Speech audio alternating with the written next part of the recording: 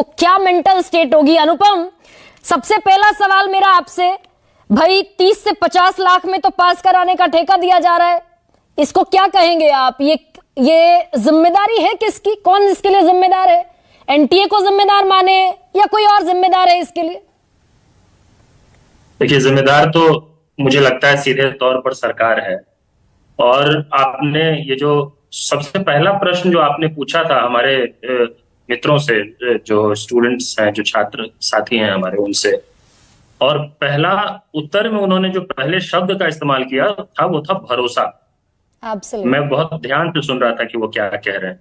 और देखिए, इसका सबसे बड़ा खामियाजा यही होता है कि इतने बड़े देश की बड़ी युवा आबादी का तंत्र पर से, सिस्टम पर से भरोसा खत्म होने लग जाता है जब ऐसा होता है उनके साथ। ये नहीं होता कि सिर्फ एनटीए पर से भरोसा खत्म होता है, सिस्टम पर से विश्वास उठना शुरू होता है।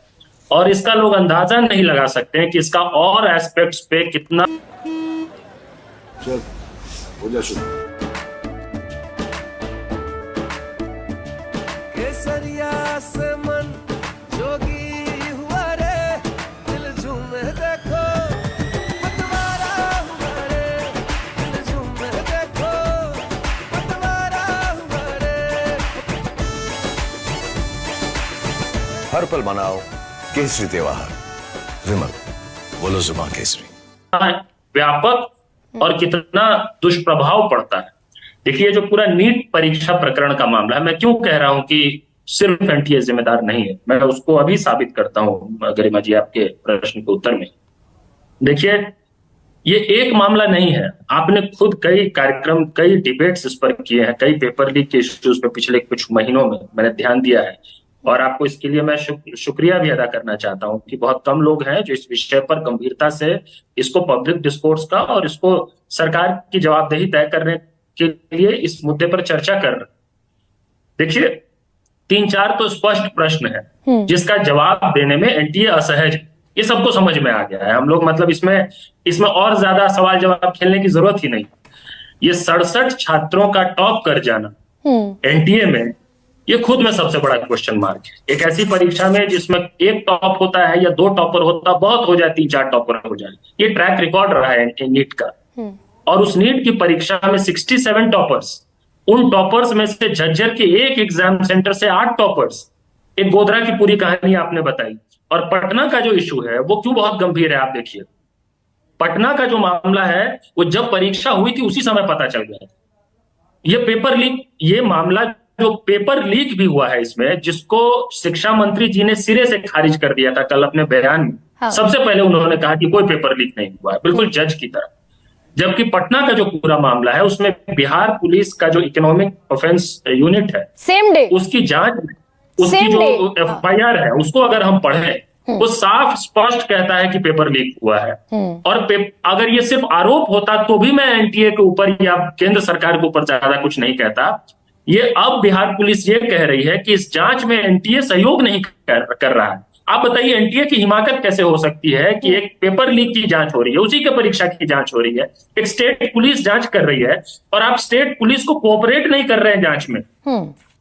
और इतने सारे जो तरह तरह के इश्यूज हुए, ये देखिए। लेकिन ये इसीलिए अनुपम, क्या इसीलिए एनटीए ने वो जो ग्रेस मार्क्स वाली बात मानी थी, ये सब यानी कि एक मिली भगत है एनटीए की भी, नेशनल टेस्टिंग एजेंसी की भी, जो कल तक कह रहा था कि हमने ग्रेस मार्क इसलिए दिए क्योंकि कॉपियां, क्वेश्चन पेपर देरी से हमने दिया। भाई, पूरे देश में आप एक ऑर्गेनाइज करा रहे हैं सबसे बड़ा एग्जाम, और विलंब से आप कॉपी या एक क्वेश्चन पेपर दे रहे हैं, उसका ग्रेस मार्क जोड़ रहे हैं, वो भी उस परीक्षा में मेडिकल की और इंजीनियरिंग की जिसमें जोड़ा नहीं जा सकता। तो क्योंकि एनटीए खुद इसमें अंडर द डॉक है। जी, और गरिमा जी, इन परीक्षाओं का स्पष्ट प्रोटोकॉल होता है ना, एडवर्टीजमेंट होता है, उसमें लिखा होता है कि ग्रेस मार्क्स होंगे या नहीं होंगे, होंगे तो किन कंडीशंस में होंगे। इसको कोई परीक्षा करवाने वाली एजेंसी जो है उसको आफ्टर थॉट की तरह जवाब नहीं दे सकती है। ऐसा नहीं हो सकता कि हम लोग प्रश्न करें कि टेक्निकली पॉसिबल ही नहीं है किसी के लिए 718 मार्क्स पाना इस परीक्षा में। या तो आप 720 मार्क्स पाएंगे, एक सही उत्तर देने के +4 है, अगर आप किसी भी सवाल का गलत जवाब दे देते हैं तो नेगेटिव मार्किंग है, -1 है। इसका मतलब कोई भी जो एप्लीकेंट है, कोई भी स्टूडेंट है, अगर उसको 720 आउट ऑफ 720 नहीं मिला है तो सेकंड बेस्ट स्कोर जो है वो 716 होगा, अगर वो एक प्रश्न का उत्तर नहीं देता है तो। अगर उत्तर देता है और नेगेटिव हो जाए तो 715 होगा। नहीं, तो यानी कि अनुपम ये माना जाए तो 718 719 आ जाए। हाँ। और जब आप सवाल पूछे एनटीए से कि 718 कैसे आ गए, तो एक आफ्टर थॉट की तरह जवाब देना कि अरे हमने तो कुछ ग्रेस मार्क्स दे दिए। भाई चौथी पांचवी की परीक्षा हो रही है क्या स्कूल की, कि अच्छा हैंड राइटिंग था, 2 नंबर ज्यादा दे दिया सर ने, 3 नंबर ज्यादा दे दिया इसको, किसी को ग्रेस मार्क्स किसी आधार पे दिया, किसी को डिले के आधार पे दिया। तो देखिए इसमें बहुत कुछ गड़बड़ है। इसमें सिर्फ ऐसा नहीं कि दाल में कुछ काला है, ये पूरी दाल ही काली है। और इतने बड़े स्केल पे पटना में कुछ हो रहा है, गोधरा में कुछ हो रहा है, झज्जर में कुछ हो रहा है, तो ये तो मैं मान ही नहीं सकता हूं कि कोई छोटे मोटे कर्मचारी ने, किसी अधिकारी ने या किसी एजेंसी ने ही ये करवा लिया होगा। ये it is simply not possible.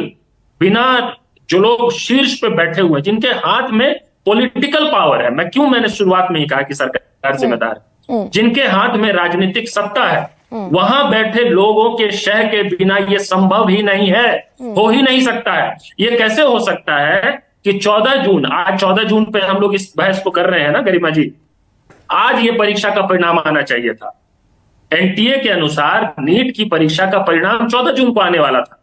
4 जून को, जिस दिन पूरे देश दुनिया की निगाह भारत के लोकसभा चुनाव परिणामों पे था, किसी के पास वो मेंटल स्पेस नहीं था, मीडिया, सोशल मीडिया, कहीं किसी चर्चा में कोई किसी और चीज के लिए स्पेस नहीं था।